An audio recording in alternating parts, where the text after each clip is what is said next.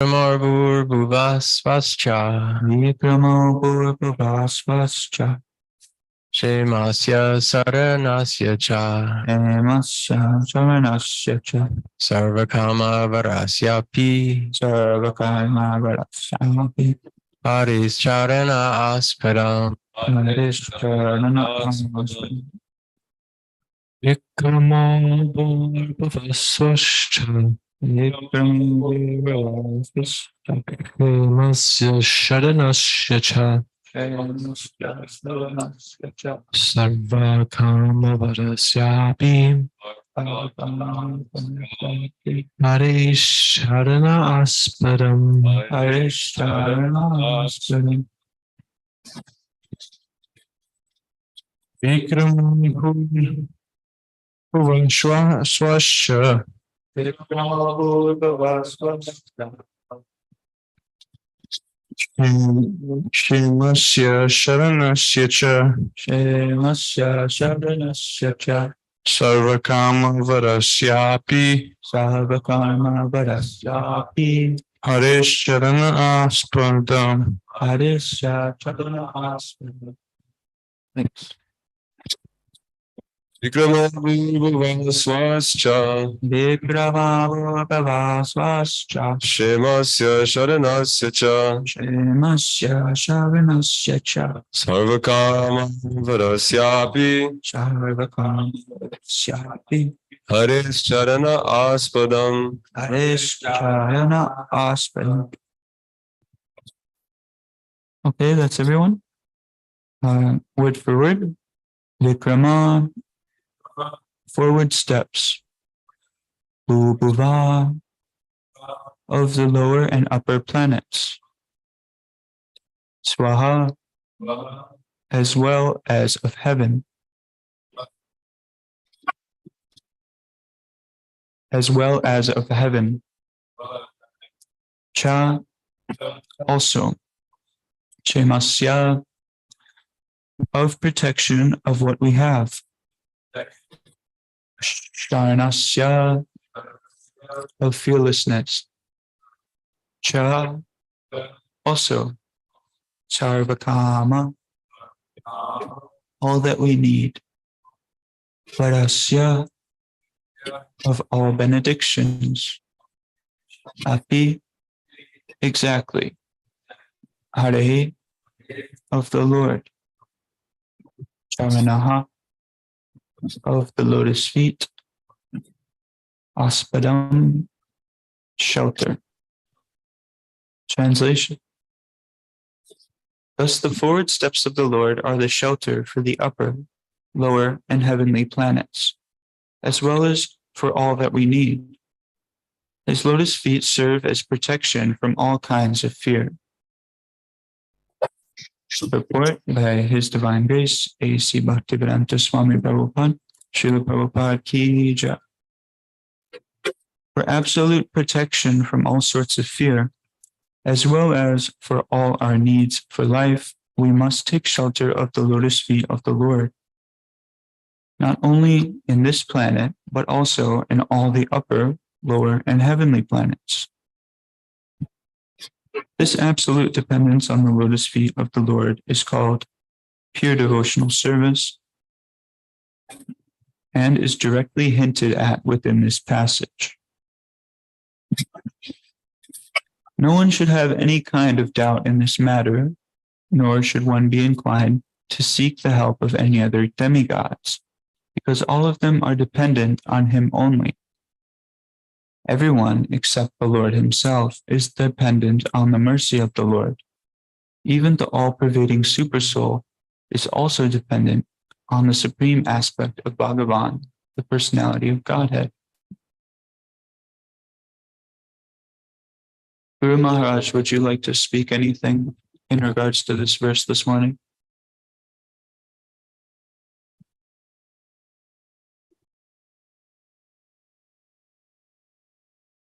Bless the Lord.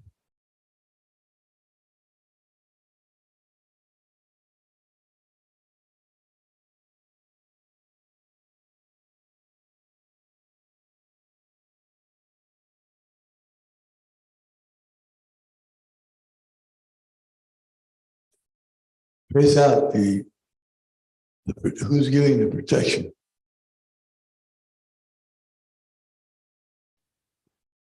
In other words, we say, I'm being protected by the police department. And who's the police department being protected by?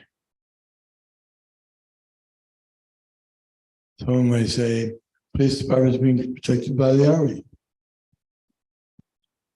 The National Army. Who's the National Army being protected by? National Army is being protected by the United Nations Army. And the Army, who are they being protected by? Well, the votes of the people. Who are the votes of the people being protected by? So it keeps going, and finally you have to get to the point where either you say, who's that being protected by? You say, well, that's all there is. Or there's nothing more, we don't know. Or you have to come to the point of, yes, that's everything ultimately has to depend on the lotus feet of the Lord. Even the demigods. Demigods are real. And otherwise, it's as silly as saying there's no such thing as cabinet members, ministers, and governors, sub-governors under a president, under a prime minister. Everyone knows there are.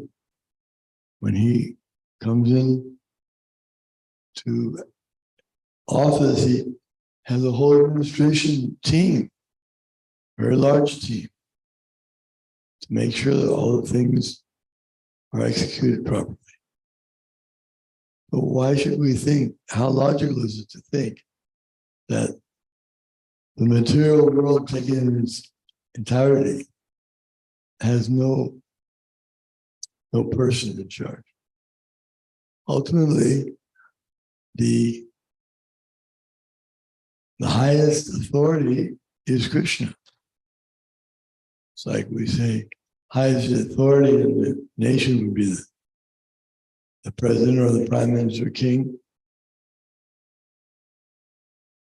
And then above that, the king doesn't own everything. The president doesn't own everything. Because it was existing before he was even born. How can we say that he's the owner? He doesn't have any control over it. A little control, a tiny bit of control for a short time and in a very small, limited way. But Krishna, the Supreme Personality of Godhead, Sarvaloka Maheshwara, he's the master of all the planets. Sarvaloka means all planets, all places, all people, all everything. It all comes back to Krishna. So an intelligent person will say, well, that's it, I'll just surrender to Krishna. If I surrender to Krishna, then I don't have to worry about surrendering to anyone else. That's correct. Because if you surrender to Krishna, you're doing the best service for everyone else. You don't have anything else to do. Narada Muni describes this. No debts. Devarshi Putapindinam Patrinam Nakingaron Naim Ranir Turajan Svatnam Yakshanam. He says that no one has debts to the demigods or the forefathers, rishis, all those debts, which one does have. When one is born, he inherits debts and he has to pay them back.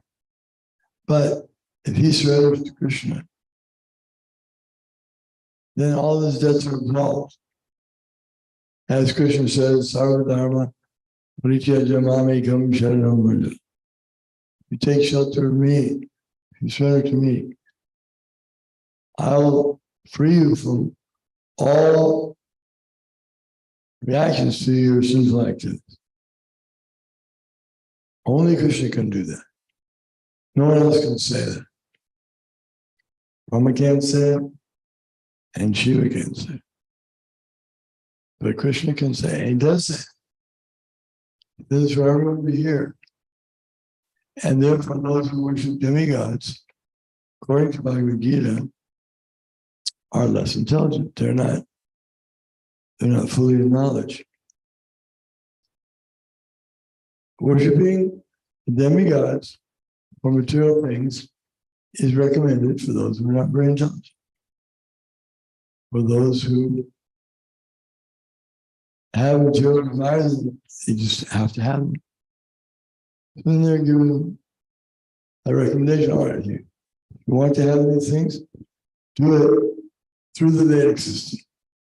Through the system that the Lord set up.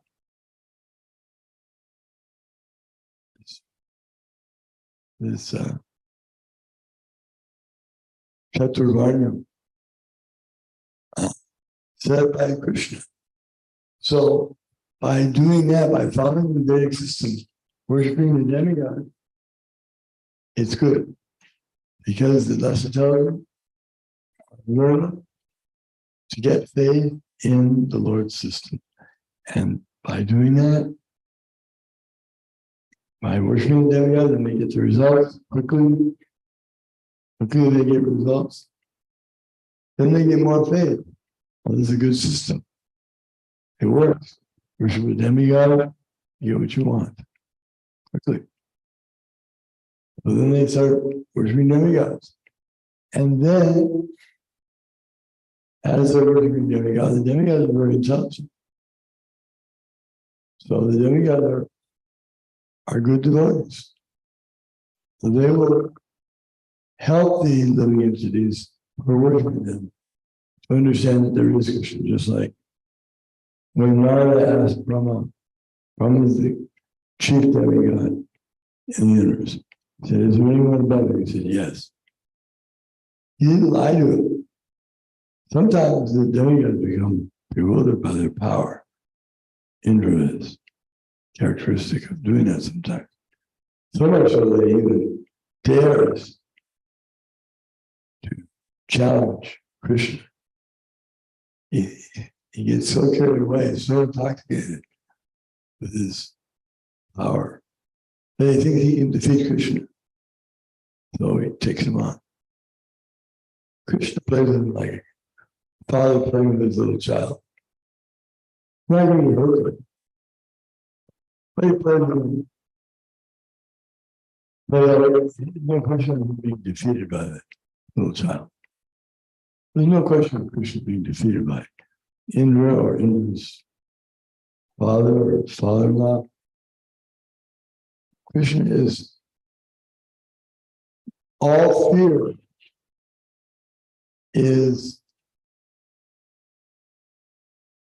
personified is afraid of Krishna. Yamaraj is considered sometimes fear personified. But Yamaraj, when Krishna and Balarama came there looking for their teacher's son, Yamaraj was afraid to death that he might do something to displease the Lord. No matter who it is, how powerful he is, he has to be afraid of Krishna ultimately. But service out of love, which remember out of love is better than service out of fear. Therefore, we hold the Vaishnavas, we hold the gopis in the highest esteem because they are serving the Lord out of pure love. Whereas those who say, I'm God-fearing person, that's good. You should fear him. Criminals should fear the police department. But a good citizen doesn't have to worry about the police department. Thank you, Guru Maharaj.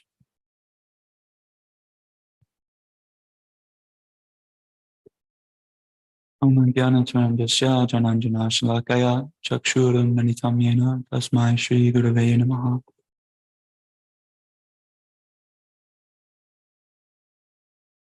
So the translation, I'll read it again.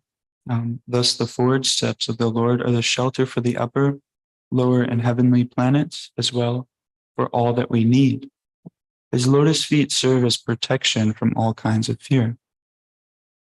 So all great things, they have their origin in Krishna. Even in this material world, there are many seemingly great people, but actually there's not so many great people in this world. It's only the devotees that are the great people. The materialists, no matter how much opulence, vibhuti they may be given, or how much wealth or knowledge they may be given, it's directed and used and intended for the wrong purpose. So these people, even though they may seem great materialist, great scientist, he may seem to have a lot of knowledge materially, but what's the purpose of all that knowledge if it's not intended for the supreme good?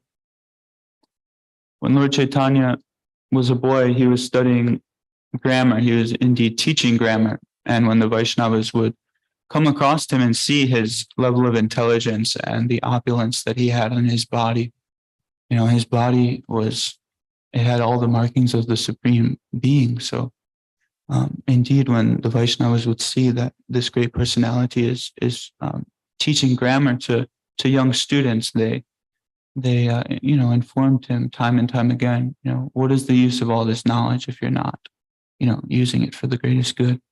So this is the problem in today's world, because there's many seemingly great men, but they're not using their knowledge for the greatest good. And what is to say about their actual position? If we look at the grand scheme of things, one great man amongst many, many millions of men on this earth planet. But what is this earth planet? It's merely a speck in the universe. This universe is so large that we can't even fathom it. It's to speak of all of creation. We're very insignificant. So the greatness of, Joe Biden, it's pretty insignificant in the grand scheme of things. He may have a little bit of greatness, a little bit of knowledge, a little bit of wealth for a very limited amount of time, like Guru Maharaj was saying. But this is very insignificant. You can take all of the wealth and all of the greatness and all of the power and all of the beauty of every great and beautiful and powerful and wealthy person that has ever lived, and it still doesn't even hold a candle to the beauty and wealth and opulence of the Supreme Personality of Godhead. So that's extremely hard to comprehend. God is so beautiful, he's so powerful. We can't even, understand it. Like even Arjuna in the Bhagavad Gita, he asked Krishna to reveal his opulences. And, Krishna, he almost had it was almost difficult for him to show Arjuna his opulences, because it's like if you ask a person who has, one house, can you describe your house to me? Can you describe, the building? You can say, yes, it has a nice patio, a villa, there's nice plants. I have, nice furniture like that. It's located at such and such street. But, somebody with so much opulence, they have 100 houses, 100 properties. You might ask that person, can you describe your properties? And they may not even remember, the opulence is so great, it's so vast. So this is the position of Krishna. I mean, his opulence is so great. And otherwise, all this greatness, if it's not intended with the supreme purpose, it's relatively useless. There's a very popular person who thought he was the greatest. He indeed claimed, I am the greatest man alive. Does anybody know who this was? Before Muhammad Ali. Before Muhammad Ali was Muhammad Ali, he declared this. Yes, Cassius Clay declared this, and then he took up Islam, right? And then he became Muhammad Ali.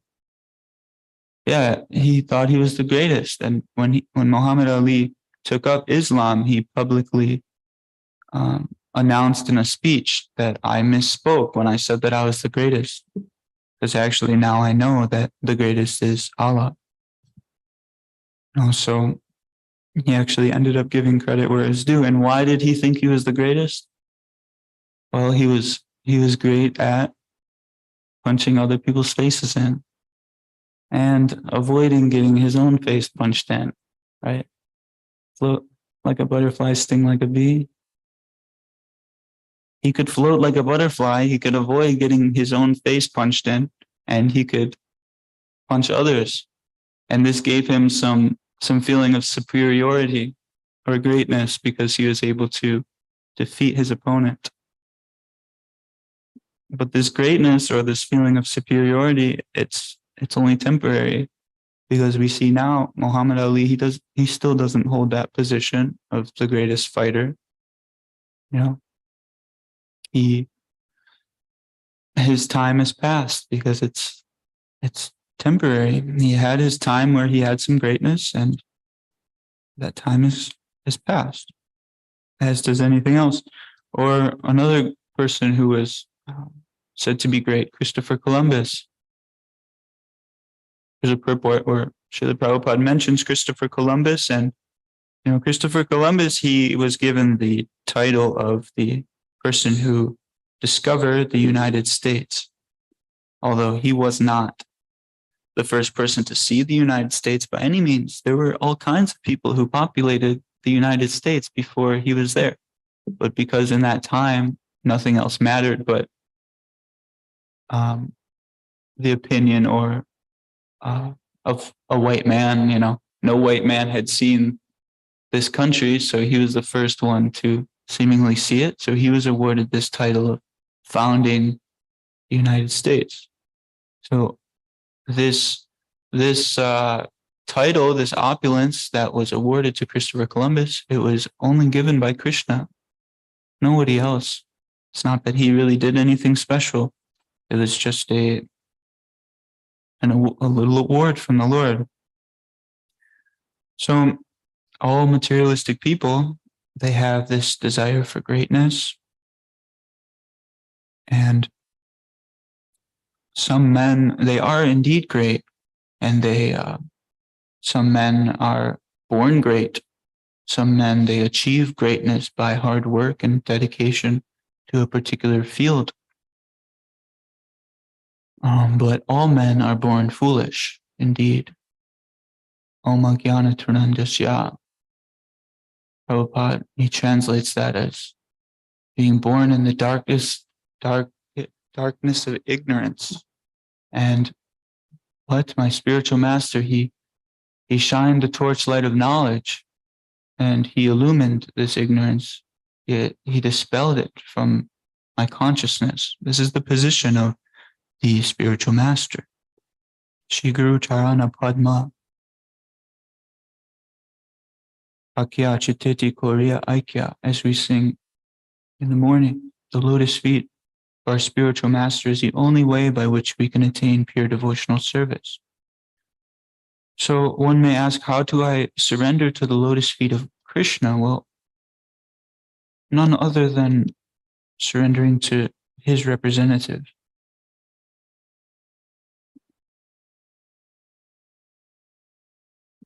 Recently, something that Maharaj shared with me was if we can just hang on to our spiritual master's lotus feet, the same way Prabhupada hung on to Bhaktisiddhanta Saraswati Maharaj's lotus feet,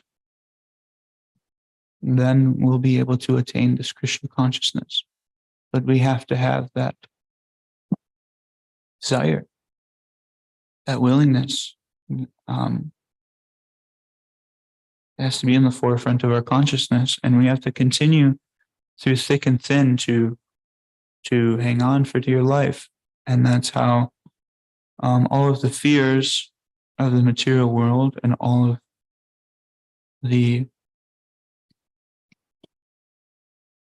the contaminants of the material world become transcendental to them, no longer contaminated by them. By taking shelter of a pure devotee of the Lord, one can systematically implement the process of bhakti yoga into his life and follow it until his heart becomes sufficiently purified. And this is a lifelong process that one goes about. It's never that the devotee ever feels that he has become sufficiently purified.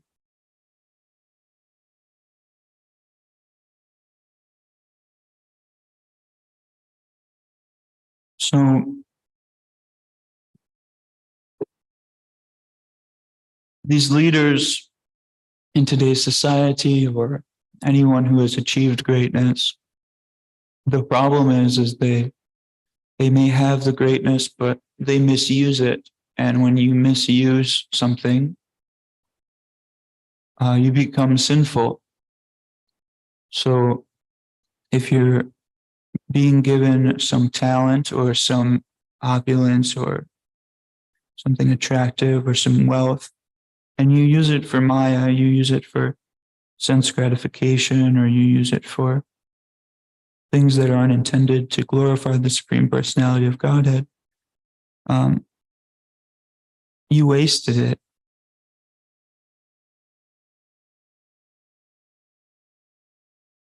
So the leaders this day and age, it's very hard to keep society in proper behavioral standard. It's very hard to actually have a moral standard in society when the leaders that are guiding society are just as corrupt. They're just as they're committing just as many crimes, if not more, than the general public.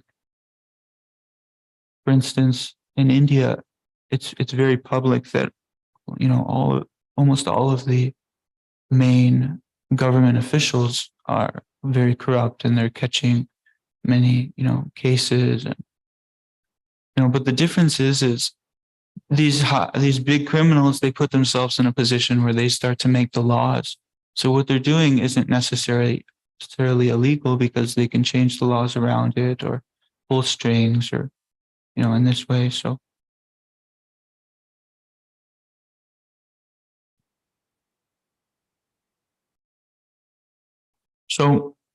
Sushi Gorni Chai Ki Chai.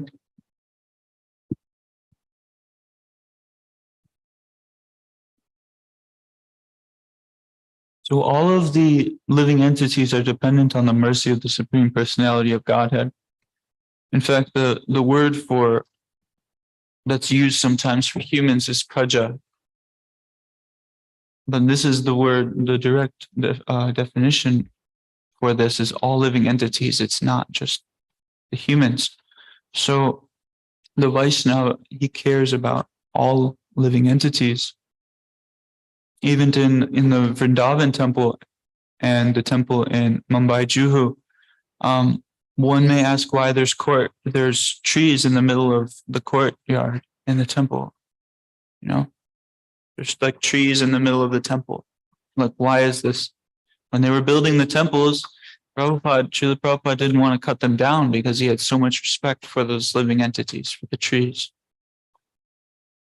So the Vaishnava, he sees that there's a spirit soul in all living entities, and he doesn't want to unnecessarily harm any living entities. And this is somebody who is situated in good character. So not only the leader, he should be interested in protecting the general mass of people, but he should be also interested in protecting all living entities. That's a real qualified leader. So we can see somebody who's qualified like Srila Prabhupada or Vaishnavacharyas. These are real leaders because they're not operating off the platform of me and mine. They're not operating off the platform of bodily identification, not the mental platform. They know everything they're doing is for the supreme good of all living entities, and that's to serve God. So we don't see that so much this day and age, leaders with this mentality. It's unheard of. So this is why it's important to try to implement this Varnashram Dharma and teach people the science of Krishna consciousness, because eventually we will hopefully get leaders that are worth leading the people, to bring the general mass of people out of these modes of very low modes of darkness.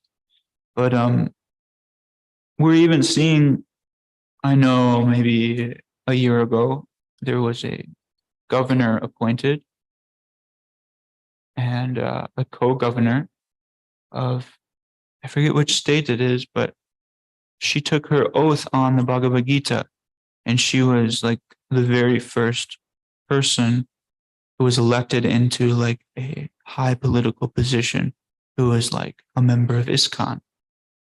So these changes are happening, but they're happening slowly. But if we can continue to give the people Srila Prabhupada's books and introduce people of Varnashram Dharma, then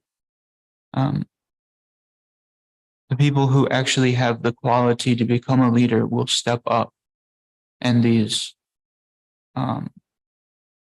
rascal leaders will fall out of position because people will naturally see them for what they are. If we can get the general mass of people to believe in God and worship God in their everyday living and come to a decent standard of life, then there's no way that they're going to let somebody rule over them or lead them who is not doing that.